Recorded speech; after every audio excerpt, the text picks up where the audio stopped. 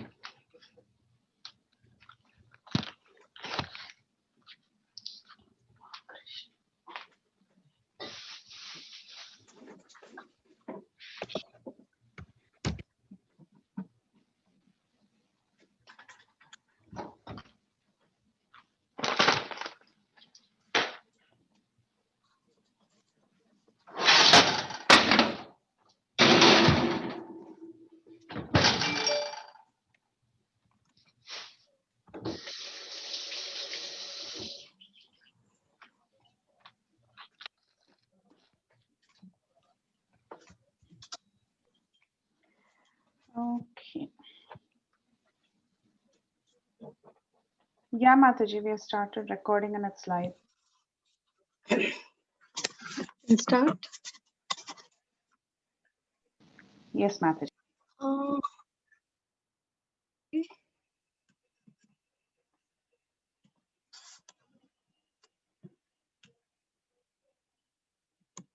Okay, so let's start.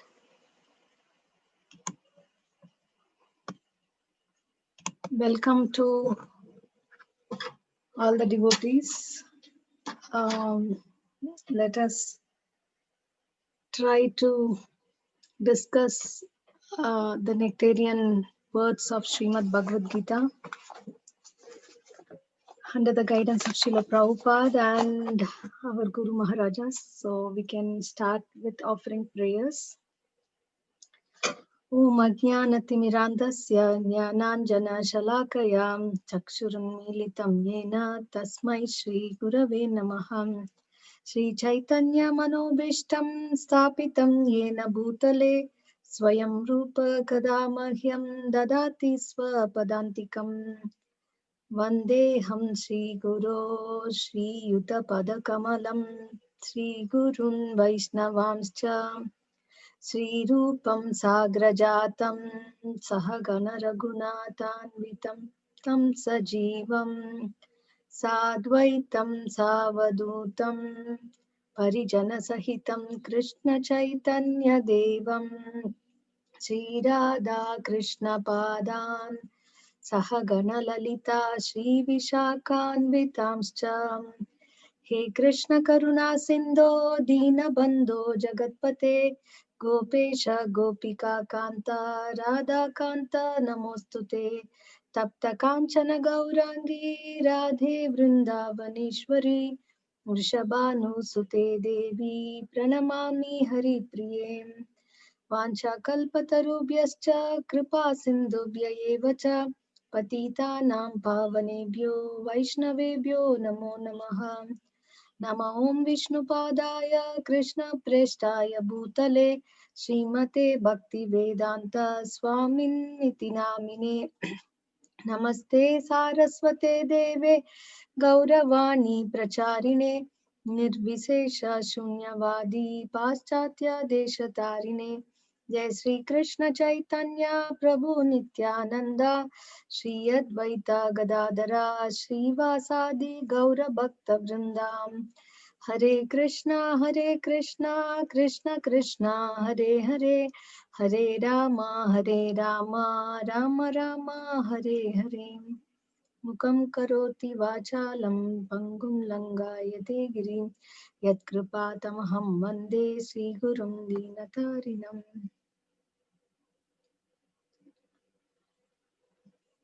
Okay, so we are on chapter 10, text 8.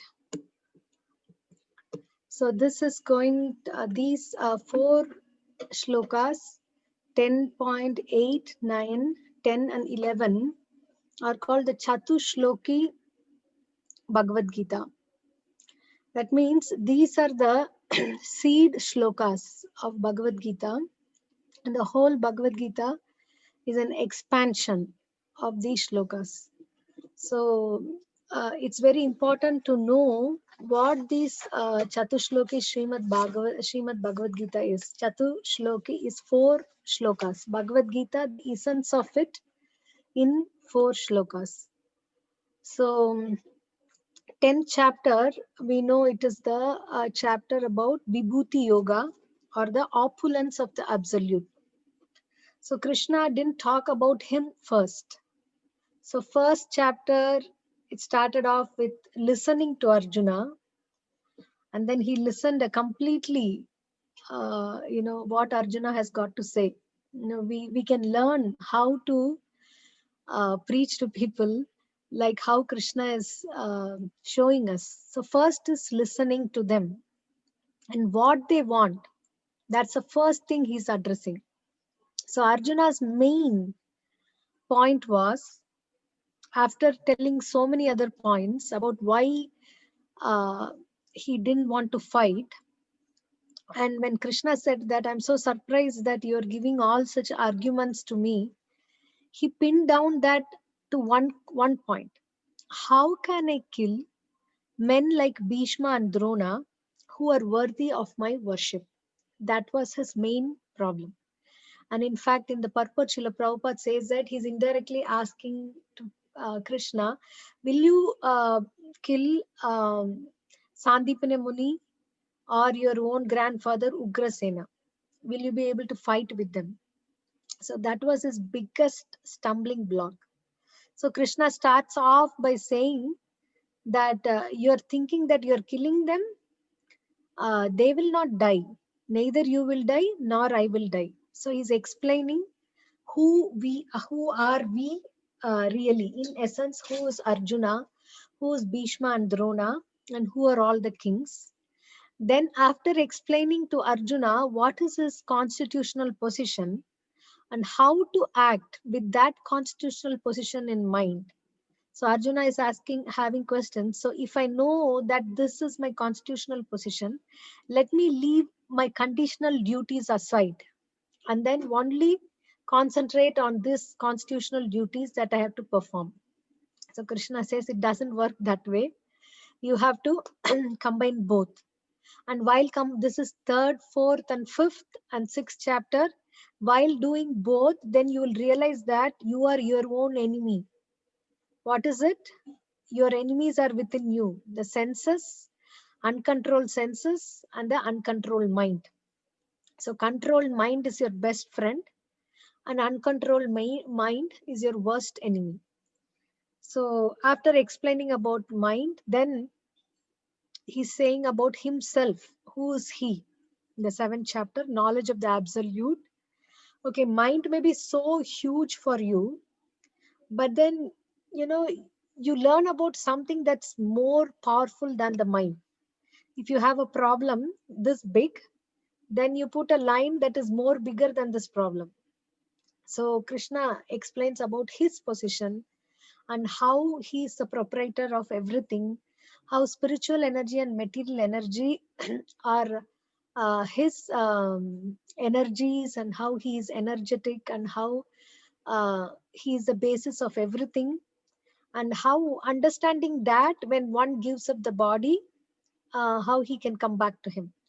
So every chapter, if you see, Krishna concludes uh, thinking that Arjuna will be ready to take up the bow and arrow and fight, because that's the conclusive shlokas of all the chapter. You see, it kind of summarizes whatever he has to say with respect to Arjuna's position.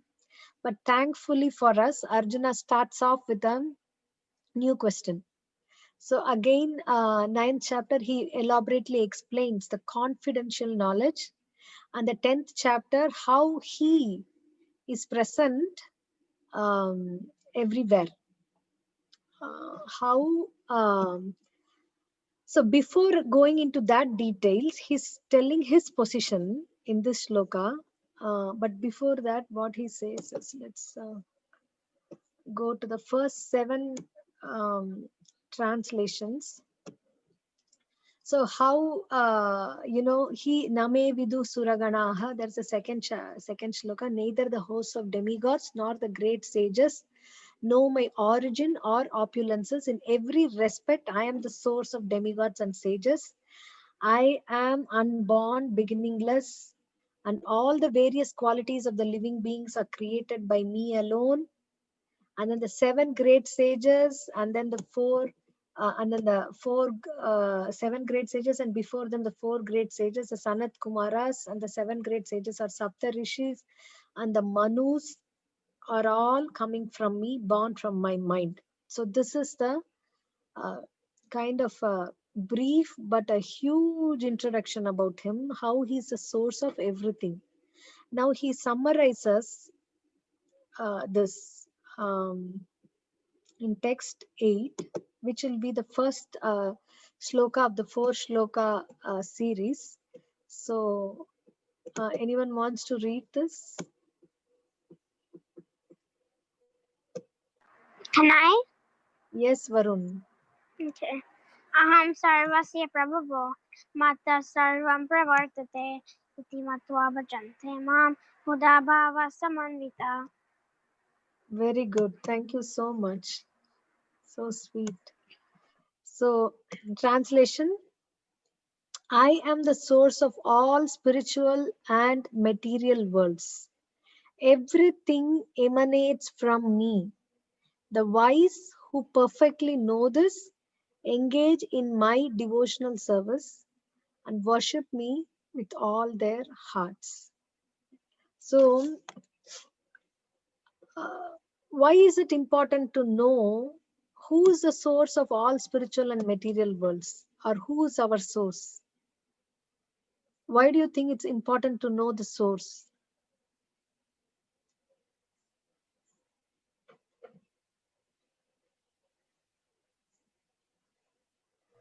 Um, See, if you write your first name alone, they will ask your surname or last name.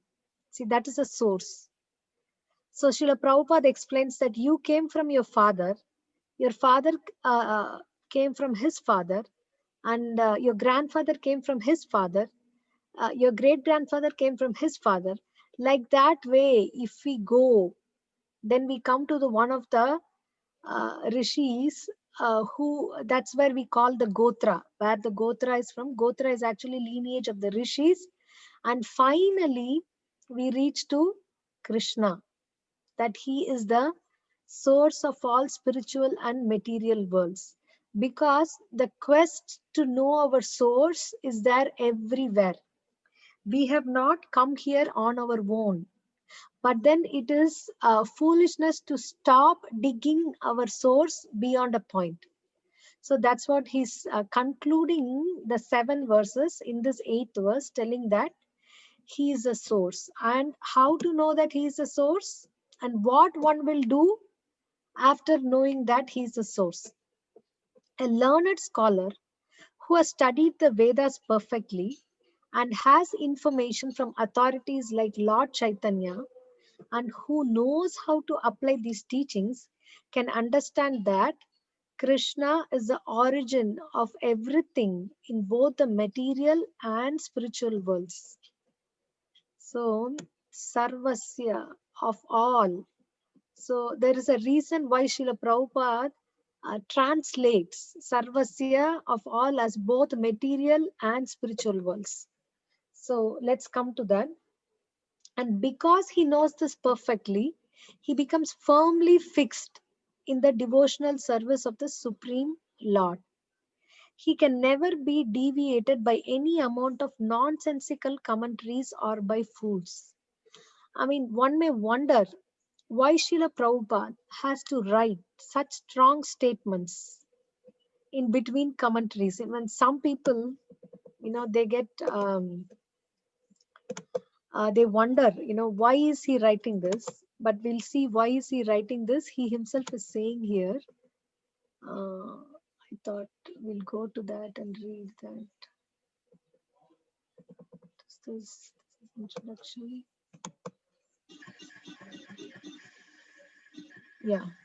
Bhagavad Gita, right after the prayers, he says this. Bhagavad Gita is also known as Gita Upanishad. It is the essence of Vedic knowledge and one of the most important Upanishads in Vedic literature. Of course, there are many commentaries in English on the Bhagavad Gita, and one may question the necessity for another one. This present edition can be explained in the following way. I mean, how nicely, humbly he's stating what is the reason why he wrote this when there are so many. Recently, an American lady asked me to recommend an English translation of Bhagavad Gita. Of course, in America, there are so many editions of Bhagavad Gita available in English. This was in 1960s. But as far as I have seen, not only in America, but also in India, none of them can be strictly said to be authoritative, because in almost every one of them, the commentator has expressed his own opinions without touching the spirit of Bhagavad Gita as it is. So that means what Srila Prabhupada has written is that he is distinguishing his Bhagavad Gita as it is, that it is not his own commentary. Although he is the commentator of Bhagavad Gita, he has commented it without spoiling the spirit of the Bhagavad Gita as it is. Although there are so many English translations of Bhagavad Gita, Prabhupada is saying that I'm not able to recommend any one of them strictly. There may be, in fact, before publishing this Bhagavad Gita, when he came, initially I heard that Srila Prabhupada recommended one edition of Bhagavad Gita, but he said parts of it was impersonalism, but some, it was almost close to being as it is, although it is not. So he has not expressed his own commentation, and he has not spoiled the spirit of it. And it's natural that he's angry that so many people have translated Bhagavad Gita into English, but have been not touching the spirit of the Bhagavad Gita as it is. And then that leads to the next paragraph. You see, the spirit of Bhagavad Gita is mentioned in Bhagavad Gita itself. It is just like this. If we want to take a particular medicine, then we have to follow the directions written on the label. We cannot take the medicine according to our own whim or the direction of a friend. It must be taken according to the directions on the label or the directions given by a physician. Similarly, Bhagavad Gita should be taken or accepted as it is directed by the speaker himself. Then he goes on to say that, what the speaker says, what is his position, and how he says that one has to understand Bhagavad Gita. So it's like this, like, if we know about our father very well, and there are 100 people who are telling something wrong that our father has not told, and repeatedly reading that again and again, naturally, a person is would show his anger only to safeguard the readers. If only Srila Prabhupada has not safeguarded us like this, the movement would have lost his purity. His brilliance in protecting the movement and sticking to the parampara is that, that's why, I like such statements, because in the beginning when I was reading that, I was also taken aback that why is he writing this in the middle of the purport. But then it has got to do a lot so that we are protected. We don't take it upon ourselves that I know Bhagavad Gita and I can read any commentaries and take whatever is that from that. No. It can never be deviated. A person who is fixed in the knowledge that is coming down from authoritative teachers who have not adulterated it, when a person reads and understands and realizes, following in the footsteps of such realized teachers or acharyas, gurus, then he can never be deviated by any amount of nonsensical commentaries. So what is that? All Vedic literature agrees that Krishna is the source of Brahma, Shiva, and all other demigods. Why? Because he is a devotee of Krishna, he is telling that, or because we are all a devotee of Krishna, is it can we foolhardily, sentimentally accept Krishna as a supreme personality of Godhead? And if we do so, then anyone who's a devotee of any other demigod can claim so, that my God, Ishtadeva, is a supreme Lord. But that's not the point. Why? Because Vedic literature agrees that Krishna is the source of Brahma, Shiva, and all other demigods. Number one proof, Atharva Veda, Gopala Tapani Upanishad. It is said, Yo Brahmanam Vidadati Purvam Yo Vai Vedamsha Gapayanti Sma Krishnaha. It was Krishna who in the beginning instructed Brahma in Vedic knowledge and who disseminated the Vedic knowledge in the past. So it is not that Sma Narayanaha, but it is Krishnaha. So then again, the Narayana Upanishad, that is proof number 2. Ata Purusho Ha Vai Narayano Kamayata Praja Srija Eti. Then the Supreme Personality Narayana desired to create living entities. And when he desired to create living entities, whom all he created?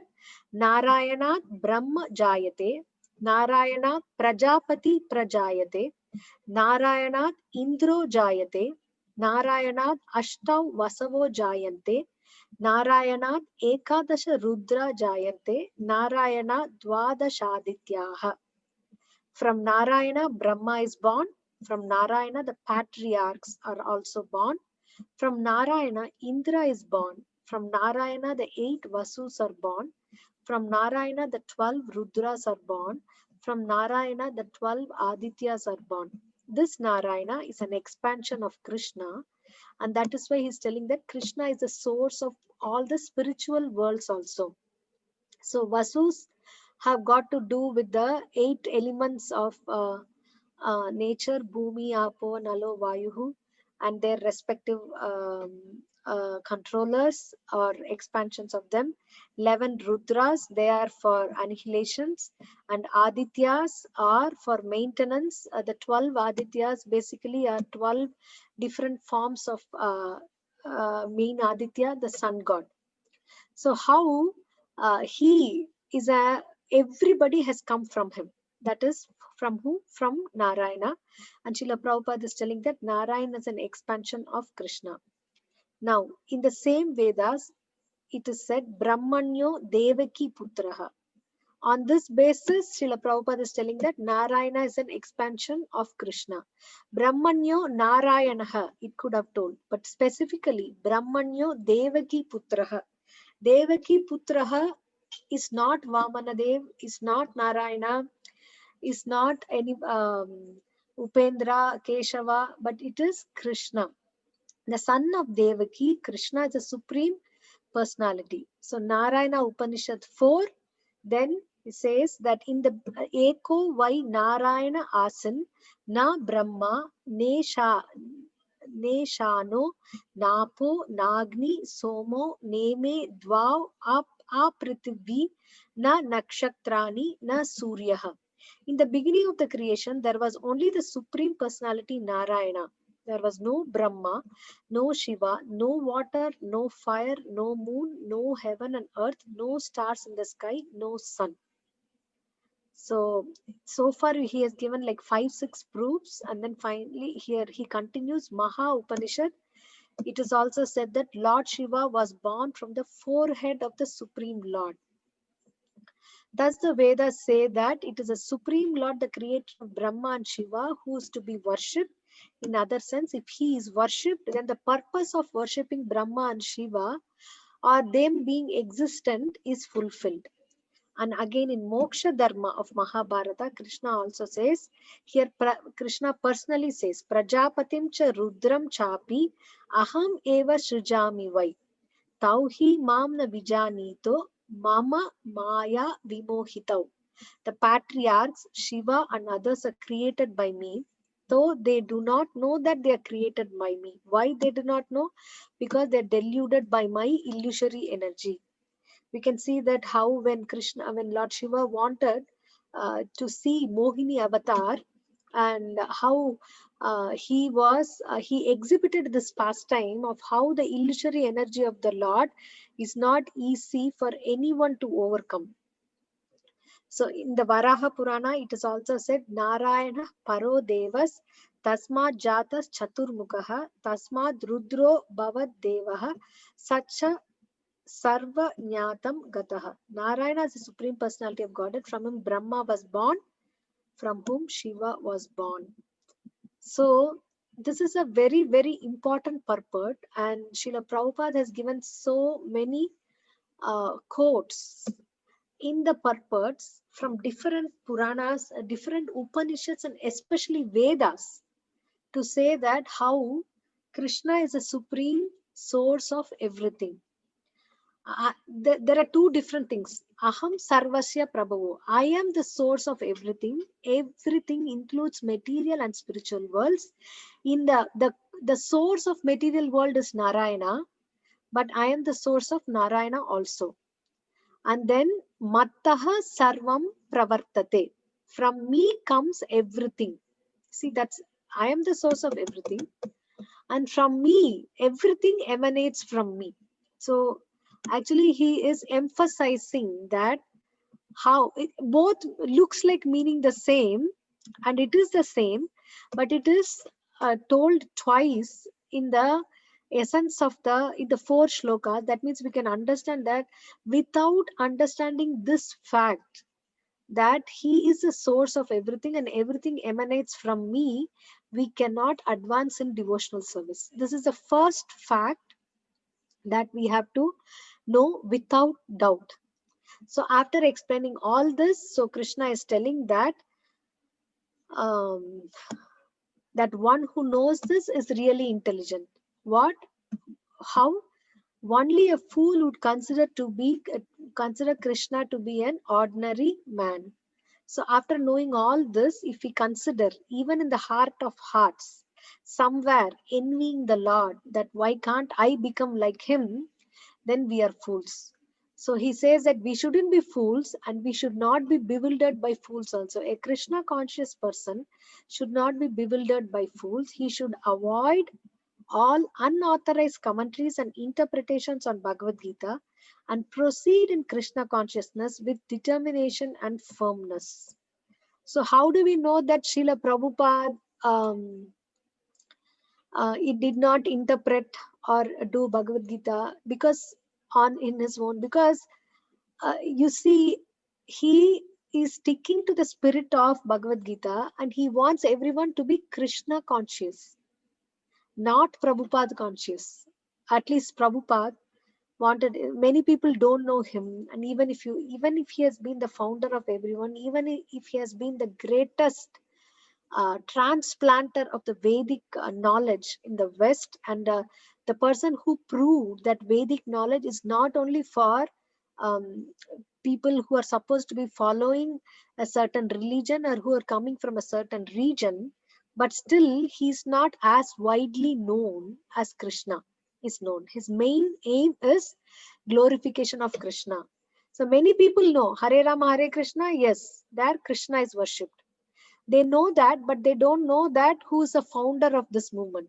Everybody knows. So from Phalena Parichiyate, how he has done this, how much books he has written in glorification of Krishna, we can see that he sticks to the spirit of Bhagavad Gita, and he has not put his own commentary or his own glorification in it. If you see, generally, many people, oh, you are from ISKCON. Okay, I'm following this and such a yoga society.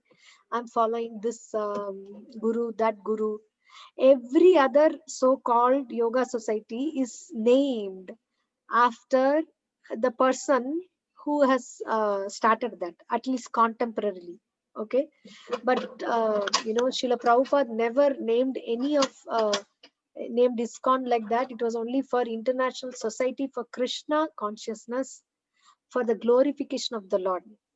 Of course, Bhakti Vedanta Book Trust he formed, not exactly in his name, in the name given to him, so that this Bhakti Vedanta also is that shows the purpose of the trust, that would produce the books that would show Vedanta philosophically that Bhakti is a conclusion. And there also he kept it as a sister concern that would help, that would aid ISKCON. Uh, we should hear from this about how Srila Prabhupada was expert in managing and two different things separately and how it can coexist. So the point is, Srila Prabhupada stuck to the spirit of Bhagavad Gita, and we will see that how the spirit of the Bhagavad Gita is present in these 4 shlokas, and how Srila Prabhupada gives that as a conclusion. Okay, so now we know that Krishna is the Supreme Personality of Godhead. Everything emanates from him. Iti matva bhajante mam. After knowing this, what they would do? They would worship him. That's what he says in the previous verse. Buddha, becoming intelligent, bhava samanvitaha.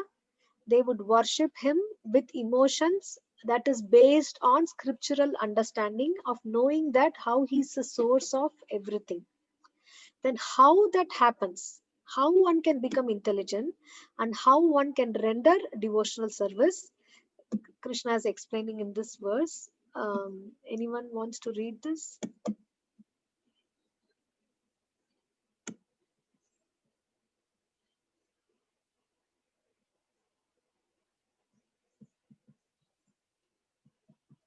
Yes, Mataji, I can.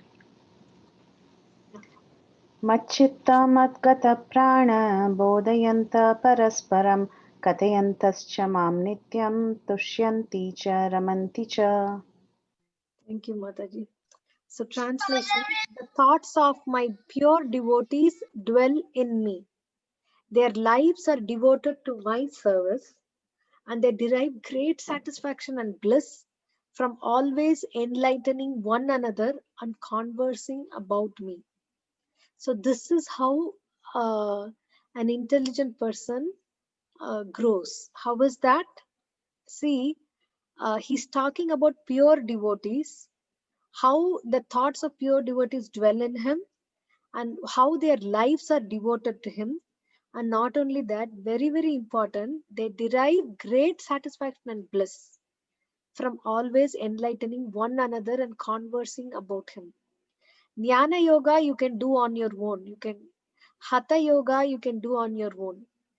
Karma yoga you can do on your own. But bhakti yoga we can't do on our own without association of devotees. That's the main point here.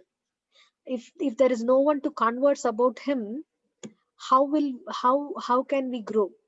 And what happens when we converse about him? They are enlightening one another. So devotee A is conversing with devotee B, and then by devotees A's conversation, B is enlightened, B is conversation, A is enlightened. So that is Krishna's plan, how to grow in devotional service. So here this is a very, very important instruction for us. Let's see what is there in the purport.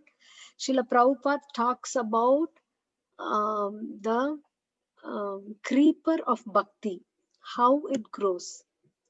In the preliminary stage of devotional service, they relish the transcendental pleasure from the service itself. And in the mature stage, they are actually situated in love of God. This we see in Chaitanya Charitamrita, how everybody is situated in love of God. And the preliminary stage, they derive transcendental pleasure from the service itself. So a devotee who's fixed in the service, when will I get service?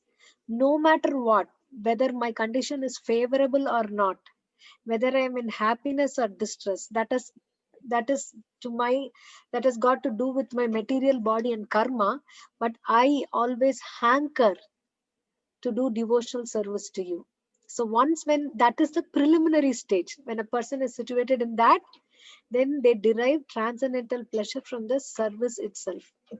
Once situated in that transcendental position, they can relish the highest perfection which is exhibited by the Lord in his abode.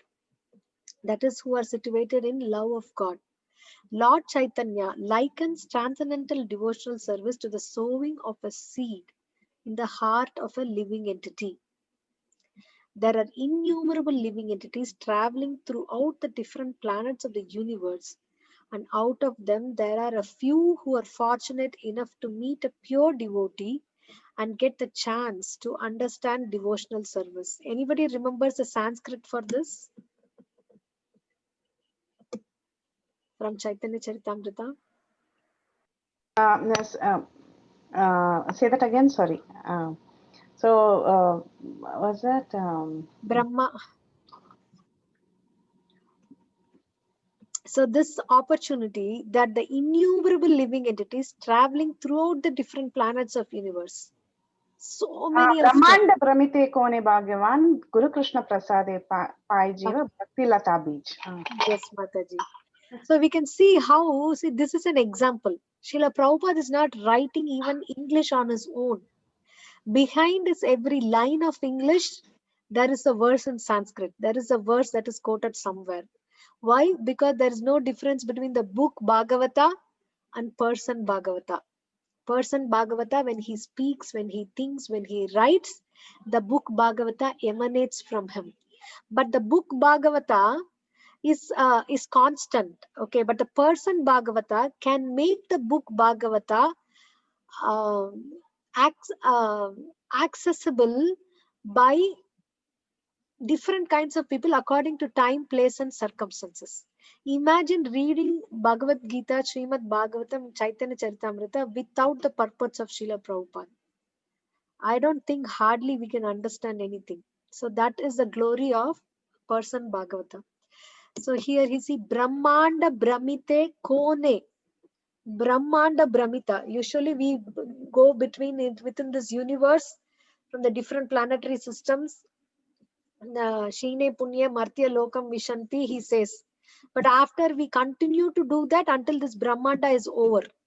When then this Brahmanda is over, then we go to the next Brahmanda. That is the Brahma, the universe created, the next universe created by Brahma. And then continue there. Like this way, not one Brahmanda Brahmite. I mean, we have been going from one Brahmanda to another Brahmanda. Like today morning, nicely, Mataji explained how our material plans and karma takes us uselessly from one body to another body, from one planet to another planet, from one universe to another universe. Out of them are a few who are fortunate enough to meet a pure devotee and get the chance to understand devotional service. So it's not easy. We are a fortunate few. But then, because it is the mercy of the Lord, it is the will of the Lord, it is the mind of the Lord that He wants everybody to be included in that fortunate few. So we try our maximum to give out this knowledge, whoever we meet. So we are definitely fortunate to meet a pure devotee and get a chance. So then what happens? This devotional service is just like a seed. So initiation, while receiving initiation, the very meaning, initiate, means starting, initiator, or one who starts. So initiation, Diksha, means we are starting our spiritual life. So whatever we do before Diksha is practice of what we are going to do when we are initiated, when we start. So it is just like a seed, and if it is sown in the heart of a living entity, and if he goes on hearing and chanting Hare Krishna, Krishna Krishna, Hare Hare, Hare Rama, Rama Rama, Hare Hare, that seed fructifies, just as the seed of a tree fructifies with regular watering. Without regular hearing or chanting, even if the seed is there, how will it will grow? And then if you water once in a while also, it will not grow. So regular watering, regular hearing and chanting of the holy name of the Lord, with that it will grow. But if you don't get a seed, And if you still chant, of course, Hari Nama will take you, but then we have to be pure enough. We have to be purely chanting the Hari Nama so that without initiation we can go back. But that is, it's very, very rare. Many great devotees have always, even Krishna himself, when he came, he took a guru, and he's also telling that very clearly that how, even if I explain to you, we can see how Bhagavad Gita was spoken. He did not reveal to Arjuna any secret, and Arjuna couldn't understand anything as long as he was taking Krishna as his friend. Only when he surrendered to Krishna, who is his spiritual master, then things dawned on him. That is the importance of taking initiation, which means a seed is sown in the heart, and then with regular water, hearing and chanting. Then the spiritual plant of devotional service gradually grows and grows until it penetrates the covering of the material universe and enters into the Brahma Jyoti effulgence in the spiritual sky. So this plant is a spiritual plant, so it can penetrate the covering of the universe. In the spiritual sky also, the plant grows more and more until it reaches the highest planet, which is called Goloka Vrindavana, the supreme planet of Krishna. Ultimately, the plant takes shelter under the lotus feet of Krishna and rests there. Gradually, as a plant grows fruits and flowers, that plant of devotional service also produces fruits, and the watering process in the form of chanting and hearing goes on, not only in the beginning, not only in the intermediate, even at the end. And it is said that when Garuda flaps his wings, this Hare Krishna Mahamantra is coming out.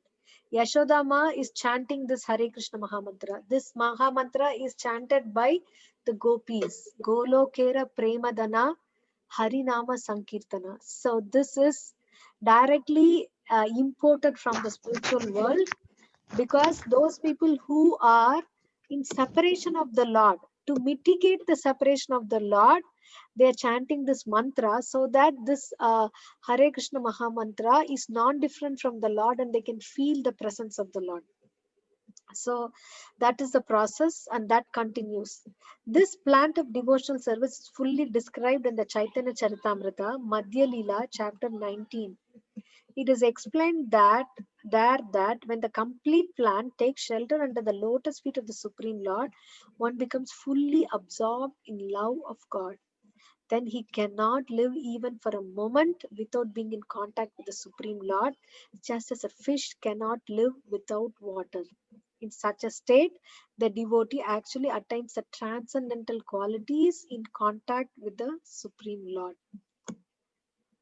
So that all these things happens by the association of devotees with by taking initiation from a bona fide spiritual master, and in the association of devotees practicing hearing and chanting.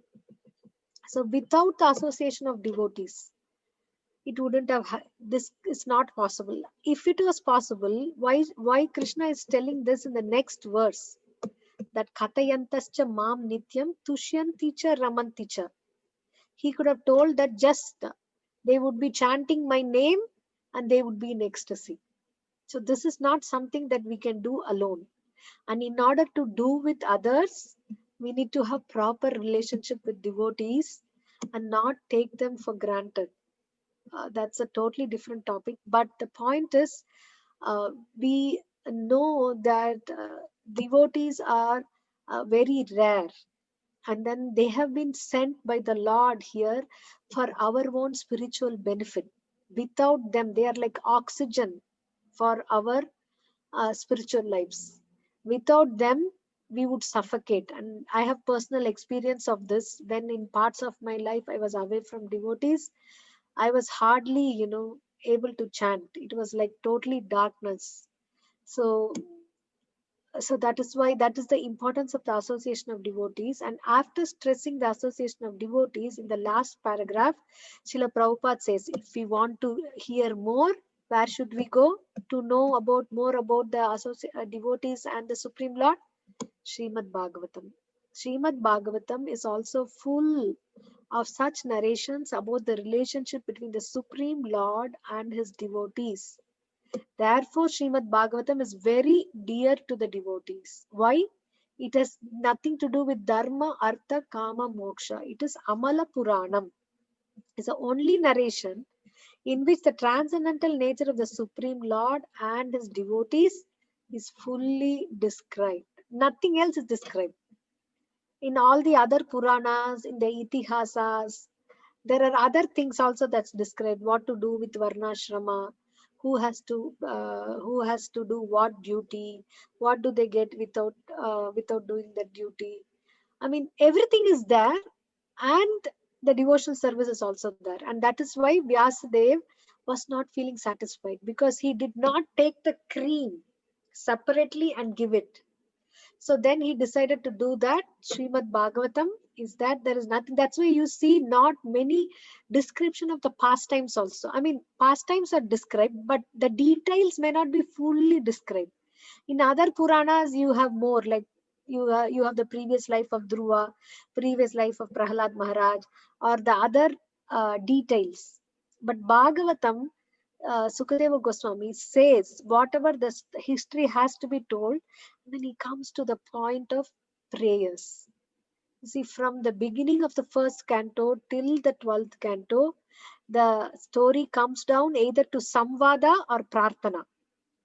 There are prayers by Queen Kunti, Bhishma Dev, Prachetas, Brahma, Lord Shiva, and like that. So, or there is a conversation between Vidura and Maitreya, conversation between Prahlad Maharaj and Avaduta, conversation between Yudhishthira and Narada, between you know Rahugana and Jadabharata. There, like how we see Narada Muni and Prachina Barhi. Prachina Barhi, thank God he did not understand that, so he was asking, and now Narada Muni is explaining more and more. So how much more, it can be churned out, because it's for us. We don't understand it. And again, Narada Muni explains the same allegorical story to Haryasvas, to again Shavalasvas, the next Daksha's sons. But he did not go in this detail. I mean, they all could understand when Narada Muni just explained that allegorical story, which is in one or two shlokas, and immediately they left. Thank God Prachina Barhi did not understand. He asked, so we are able to understand more. So that is what Srimad Bhagavatam is the only narration in which the transcendental nature of the Supreme Lord and his devotees is fully described. Thus, the realized souls in Krishna consciousness take continual pleasure in hearing such transcendental literatures, just as a young boy and girl take pleasure in association. This is also a verse. Rupa Goswami says that how a young boy and a young girl take pleasure in their association. Like that way, let my mind be attracted to you. So even if a person has become old, that tendency to remain youthful is there, and that is why this whole movie industry is based on this one attraction between a young boy and a young girl. So why? Because this tendency is there to always remain youthful and to always to seek pleasure. But then, as Adi Gadadhar Prabhu pointed out, love at first sight is not love at first sight, it is only lust at first sight. Because your senses satisfy me, my senses satisfy you. Love is a very, very deep emotion, and that's why Srila Prabhupada says that love has to be reserved for the Supreme Personality of Godhead, whom we are intimately connected to. So, and Krishna is also described as, with respect to being youthful always, what is he described as? Is one of the names. We know that. Yeah, Nava Yavvanam. Always Nava Yavvanam. I think the next BBT calendar, there is a thing that Krishna himself sees his reflection, and he himself is attracted to his own reflection. That is God, and that is God's beauty. Inexhaustible. Original and inexhaustible. This is what is meaning inexhaustible. Always youthful. always, what you say, entertaining, always enterprising, always, making new things for enjoyment in the spiritual world. So I think we did only 2 verses. Mm, should we stop here and do the next two, the next class? I was planning to do 4, but um, Yeah, we can break here, Mataji, yeah. and take questions.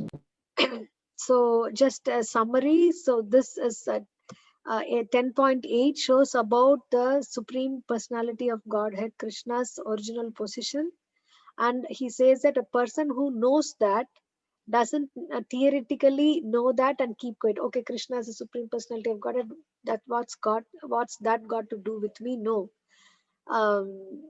What he does, aham sarvasya prabhavo mattah sarvam pravartate iti matva bhajante mam buddha bhava samanvitaha. And how does he know this and keep his bhava and keeps growing? That is by association of devotees and by conversing with each other about me, and they're fully devoted to me. In that way, each other helps their devotional creeper to go.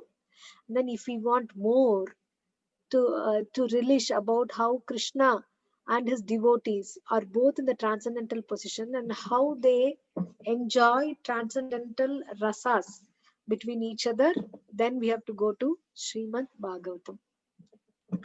So we'll pause here. Srimad Bhagavad Gita ki jai, Srila Prabhupada ki jai. Hare Krishna. So if you have any questions, comments, realizations, corrections, additions, whatever I can answer. Thank you all very much.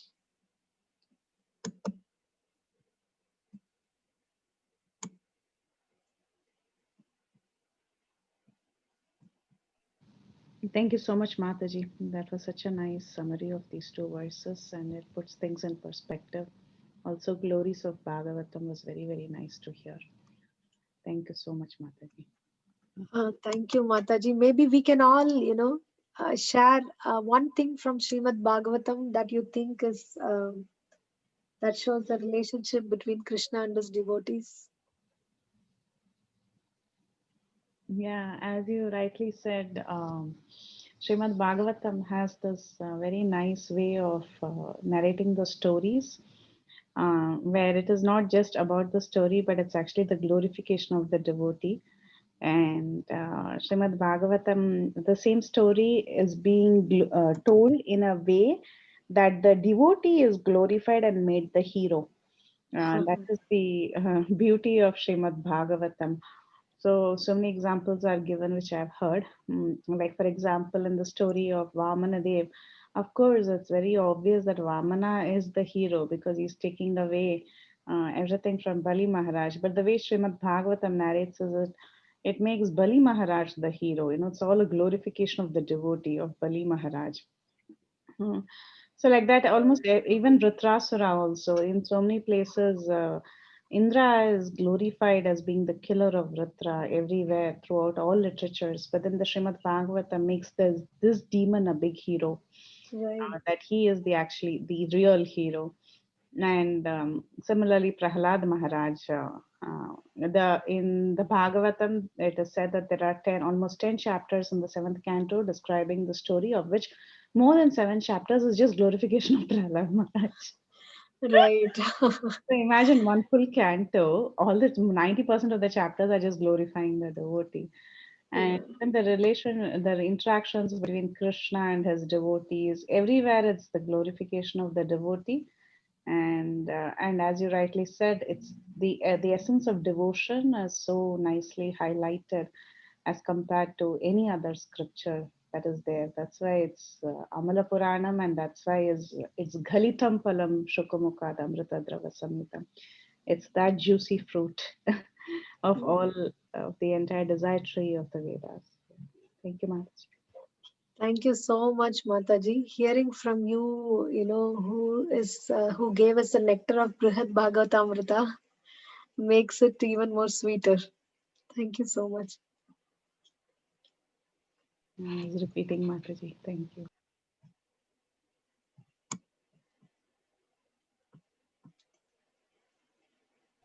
Okay. Hare Krishna Mataji. Hare Krishna, Lakshmi Mataji. Yes, Mataji. Thank you so much, Mataji. It was a wonderful session.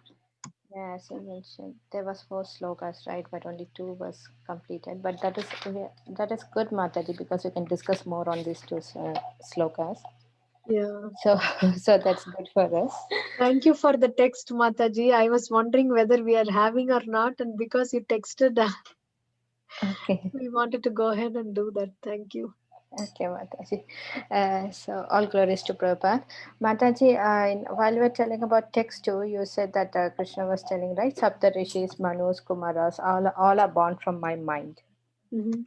So basically, we know how do we take it, Mataji? Because we know they were born from Brahma. They are the expansion or sons of Brahma. So is that Krishna is telling that everything coming from me? So he's telling like that, or how do we Yeah, take it? you see, yeah. Whatever you have asked, it's a small purport. Prabhupada is answering that. The Lord is giving a genealogical synopsis of the universal population. Brahma is the original creature born out of the energy of the Supreme Lord, who is known as Hiranyagarbha. And from Brahma, all the 7 great sages, and before them, 4 other great sages named Sanaka, Sananda, Sanatana, and Sanat Kumara, and the 14 Manus are manifested. All these 25 great sages are known as patriarchs of the living entities all over the universe. There are innumerable universes and innumerable planets within each universe, and each planet is full of population of different varieties. All of them are born of these 25 patriarchs. Brahma underwent penance for 1000 years of the demigods before he realized by the grace of Krishna how to create. Then from Brahma came Sanaka, Sananda, Sanatana, and Sanat Kumara, then Rudra, and then 7 sages. And in this way, all the Brahmanas and Kshatriyas are born out of the energy of the Supreme Personality of Godhead. Brahma is known as Pitamaha, the grandfather, and Krishna is known as Prapitamaha, the father of the grandfather. That is stated in the 11th chapter of Bhagavad Gita, 11.39. Does that answer, Mataji? Yes, Mataji, that answers it. Yeah. Yeah, that is clear now. Okay. Then, Mataji, while you were telling about the initiation, it's like sowing a seed in our heart. Then chanting and hearing about Krishna as a watering. So you mentioned it.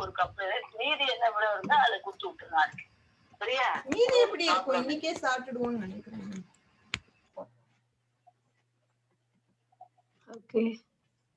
Some disturbance. Yes, Mataji. So you were mentioning about the spiritual plant grows until it penetrates the covering of the material universe. So practically while you're practicing devotional service, so which stage is this, Mataji? That means that you're like they just said like this, but what is the stage they're mentioning, the development of the stages? So the 9 stages of devotional service, Ado Shraddha, Tata Sadhu Sangha, Tata Bhajana Kriya. I'm going to see if I can get that Ado Shraddha verse.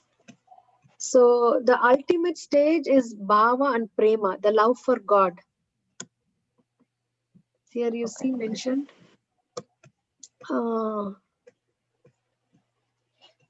They can reach the highest perfection, which in the preliminary stage that of devotion service, they release the transcendental pleasure from the service itself, and the mature state they're actually situated in love of God.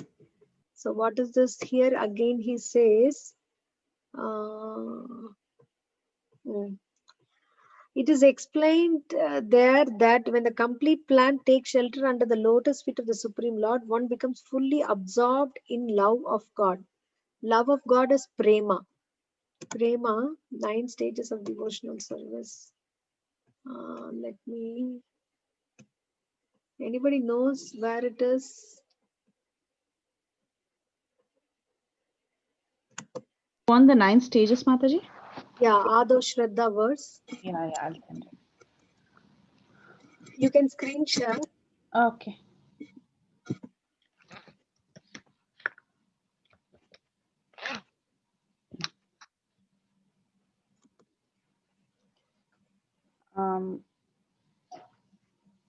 Okay.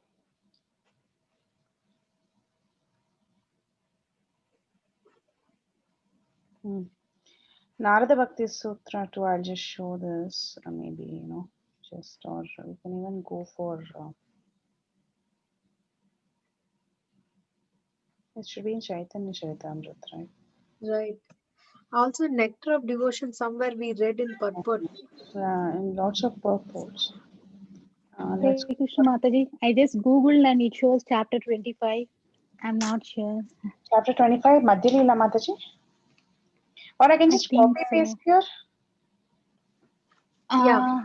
Okay, or can I read it? Yes. It says Shraddha, faith. Yeah. Ado Shraddha Tata Sadhu Sangha, Tata Bhajana Kriya, Tato Anartha Nivrati Syat, Tato Nishta Ruchis Tata Asaktis Tato, Bhavas Tataha Prema Abhyuchati, Sadhakanam Ayam Premna Pradhurbhave Bhavet Kramaha. So, So, Madhya Leela 23, 14, 15, right? Let's go there and read the translation. go. Maybe I can share that. Yeah. Madhya 23, 14, 15.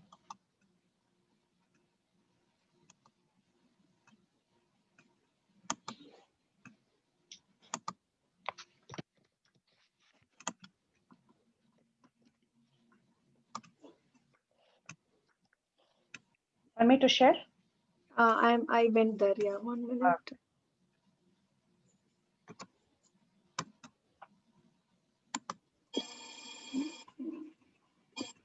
Yeah.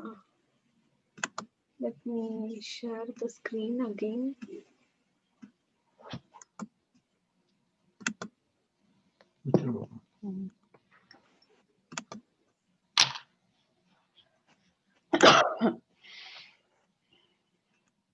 Yeah. So the translation, in the beginning, there must be faith. Then one becomes interested in associating with pure devotees. Thereafter, one is initiated by the spiritual master and executes the regulative principles under his orders. Thus, one is freed from all unwanted habits and become firmly fixed in devotional service. Thereafter, one develops taste and attachment. This is the way of sadhana bhakti, the execution of devotional service according to the regulative principles. Gradually, emotions intensify, and finally, there's an awakening of love. This is a gradual development of love of Godhead for the devotee interested in Krishna consciousness. So you see, Shraddha, Adav is in the beginning. Shraddha is firm faith or disinterest in material affairs and interest in spiritual advancement. Tataha, thereafter, Sadhu Sangaha. This is the second stage. Association with pure devotees, and this is where initiation happens. After that, Bhajana Kriya, performance of devotional service to Krishna. That is surrendering to the spiritual master and being encouraged by the association of devotees so that initiation takes place. This is Bhajana Kriya. Tataha, thereafter, Anartha Nivrutihi. When such devotional service is executed, after being initiated in the association of devotees, then the diminishing of all unwanted habits. Syat, there should be.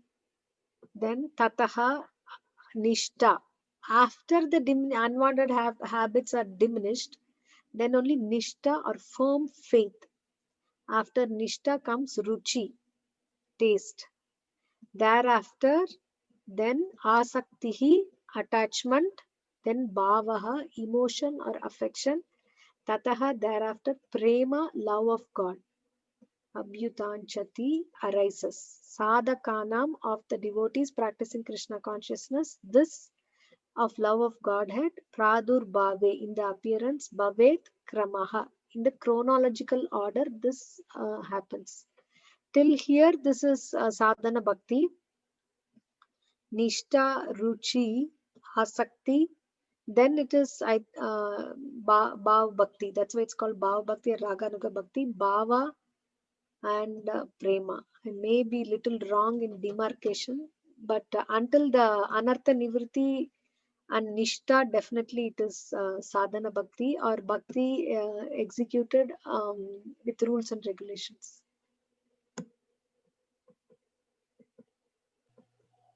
Is that okay, Mataji? Yes, Mataji. Now it is clear. So this is the, like you said, these are the 9 stages of bhakti, right? Yeah. Okay, so this is how we track in which stage we are, or this is the next target we have to set, or we're going through. If you're proper, we'll be going through these stages. Right. And so anywhere, if we miss the devotee association, we are not going to proceed. We are going to be going back, or maybe stuck, or we'll be going back. Right. In Okay. all the stages, we need devotees association. Okay, in every stage till the end, Mataji, till the love end. Right. Yes. So that is the only, like as you said, it's like an oxygen. To survive, to live, we need it. Yes, Mataji. Yeah, Mataji. Now this clarifies it. So the spiritual plant growing and penetrating. So now this the explanation is very nice. Yeah. And one more question I had, Mataji. So you were telling about devotee association, how much important it is. Now I have a practical question, Mataji. In our life, we get devotee association at any time of the life, like maybe 20 years or 30 years. But some are very lucky to get it even when they are born. So based on what are we getting the time period that the devotee has to enter into our life? Because I got it only at this age. I didn't get it when I was born or when I was growing. So like when I was in the kid age. So I'm just thinking based on what I'm getting devotee association right now and why I did not get it when I was small.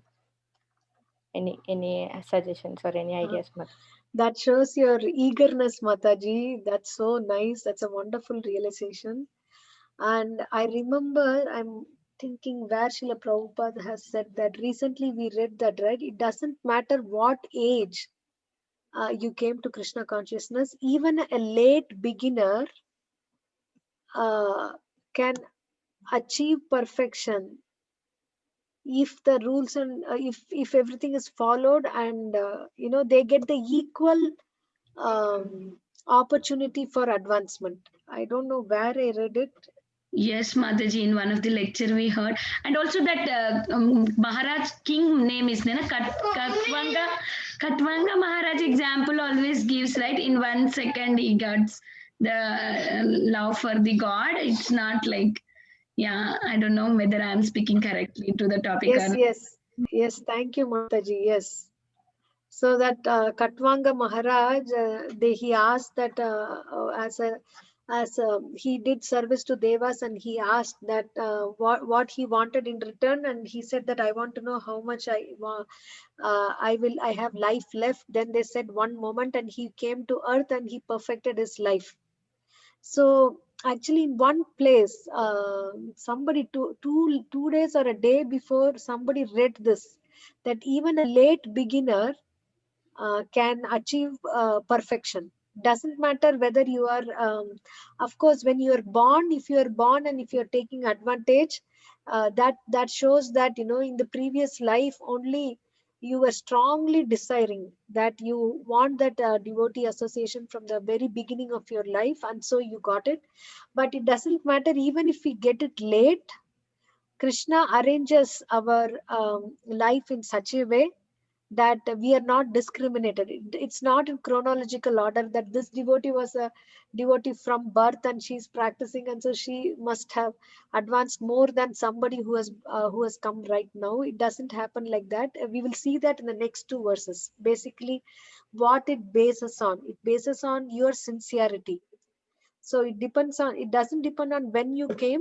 Krishna is aware that when he came to you, and so he's going to give you all the necessary whatever you need based on your desire and determination to progress quickly as you desire. Yes, Mataji. Yeah, thank you.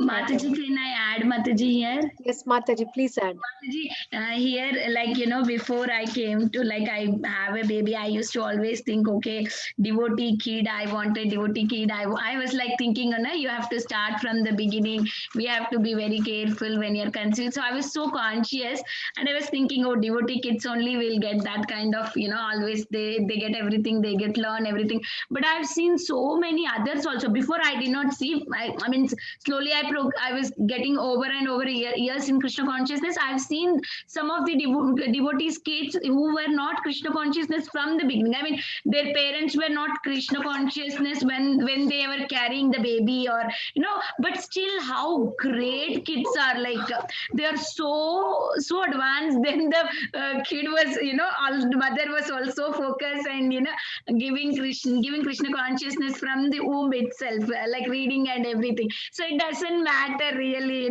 Krishna's mercy. And when it starts, it doesn't mean that when you are starting from the early age or you are getting in the middle of the age, but in the love for the God, any time, anywhere can start. And some people can go very fast and some people will stay over there only. We don't know. That's what I saw, Mataji. Before I used to have that, oh, only this means you have to do this one, then only you'll get that kind of kid. No, but if the mother is not so conscious, also kid has some sukriti, you will get it. Yeah, Mataji. Hare Krishna. Thank you, Mataji. Thank you. Thank you for the practical realization in addition. Yes, that was wonderful, Vinita Mataji. Yeah. So, yes, Mataji. So, about the Srimad Bhagavatam, you mentioned, right? We can share something that we realized from Bhagavatam. Yeah. So, I'm attending Bhagavatam class, Mataji, but I was able to attend only the 7th canto when they were in the middle of 7th canto. So, from 7th canto, like what I got the realization is, like as Preeti Mataji said, the avatar, they are very important. Like Narasimha Murthy's avatar was very important, but we always start with Prahlad. So how much we start with Prahlad and we end with Prahlad. So so it's like a devotee, as Mataji said. And my important realization from 7th canto is that Prahlad was born to a demonic father. So we know, see, when we talk about science, we all talk about the genes, inheritance, how the qualities of your parents is going to affect you. So since we are in the age of genetic and genes, I was thinking of a demonic father with so much of demonic qualities, and he was the leaders of the demons. So how much he must have the demonic thoughts. But Prahalad was so devotional. And the thing I really liked was the devotee association he got, like Narada Rishi. So how much the devotees association will change our entire life, no matter to whom we are born or what is our gene, that doesn't matter. So the devotee association can even make the gene modification, like genetic modification, I guess. It's so wonderful. And very nice. And the second thing I liked was the Prahalad's strong faith in Hari. He used to say, right? I remember when Prabhuji was taking the class, he told when the servants, they used to take Prahalad to the top of a hill and they show him like we are going to put down. And Prahalad is not afraid. So they ask him, why you're not afraid? Prahalad used to say, why should I be afraid? It is the job of Hari to make some plan to save me. My job is only to call Hari. So like that, the faith of Prahalad. So actually the 7th canto, these are the things that I take home, Mataji, from 7th canto, that we are with the devotee association and how much important the faith you should have in Krishna. So if you believe in Krishna, just believe. Don't have any doubt on it. And he is coming there to save you. So that is what I wanted to share, Mataji. Thank you so much, Mataji. That's a beautiful glorification of Prahalad Maharaj and how he's always Krishna conscious. Thank you, Mataji. Yes, Mataji, thank you. And Mataji, so today's 2 slokas, I just want to understand whether I got it right. The first sloka was Krishna is the origin of everything. And the second one, anyone who knows this truth, if he is intelligent, he is going to take devotional service. Right. First sloka only he says about intelligent anyone who knows this takes to devotional service. The second 2 lines, and the second sloka he explains Devotional service. How devotional service can be performed with the devotee association. or it cannot be performed without devotee association. Yes, Mata. Wonderful, Mataji. Thank you so much, Mataji. Such a useful class and must need class at the time. Thank you so much, Mataji. Hare Krishna, Thanks to Jai you, Sachinandan. Mataji. Thanks to you. Hare Krishna.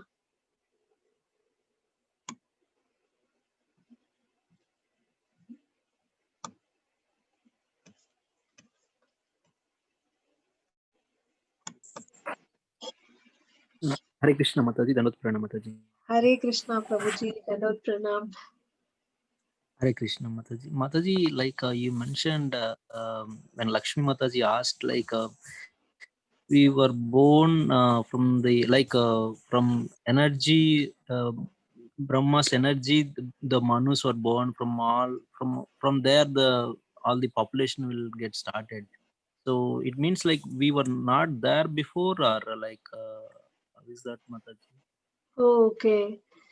It is said that I mean, after the annihilation of Brahma, when Brahma's lifetime is over, everything is wound up into the body of Garbhodakashayi Vishnu again. So even in the Brahma's night, the souls remain impact into the body of Vishnu along with their karma. And the next day they come out in that particular, according to their karma, what body they deserve, they come out like that. So similarly, this existed. So from when the Brahmas is created, that means he creates the material body for facilitating of the souls to go inside, because that also have to be a different varieties of creation, right? Birds, beasts, insects, two-legged, moving, non-moving, different 84 lakh species of apartments. Srila Prabhupada called it apartments for the living entity to live in. So that is created, and that is how systematically created by Brahma and Manu and everybody else is explained in Srimad Bhagavatam also.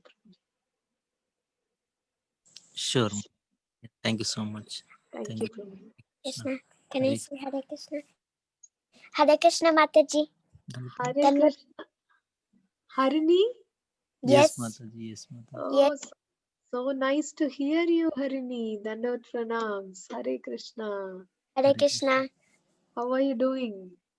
Good. How are you doing? Oh, very good. By Krishna's mercy. How is Raghavi? She's good. Welcome. Thank you. Thank you, Prabhu. Thank you so Bye. much.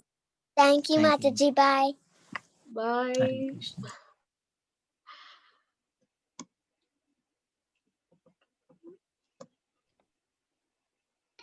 Hare Krishna, is there anybody having any more questions for Mataji? We didn't hear Palavrinda's reciting of slokas today, Mataji. Yeah, she missed Mataji when Mataji asked. That time we were unable to unmute immediately, and then Preeti Mataji got the chance to recite. It's And she okay. was Now she wants to recite. She can recite the 2 verses. Yeah, she can. You can give calling.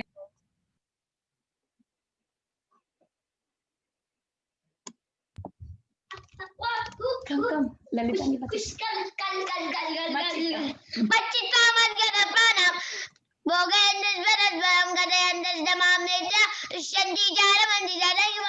Another one sloka, Mataji. That one only. Aham sarvasya prabhavo.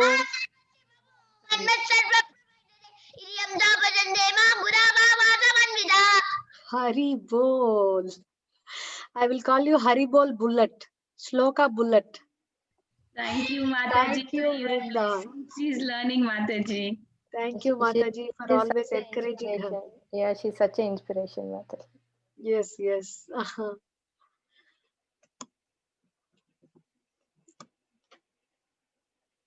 Okay, Mataji. So we can end the call. There's Yes, Mataji.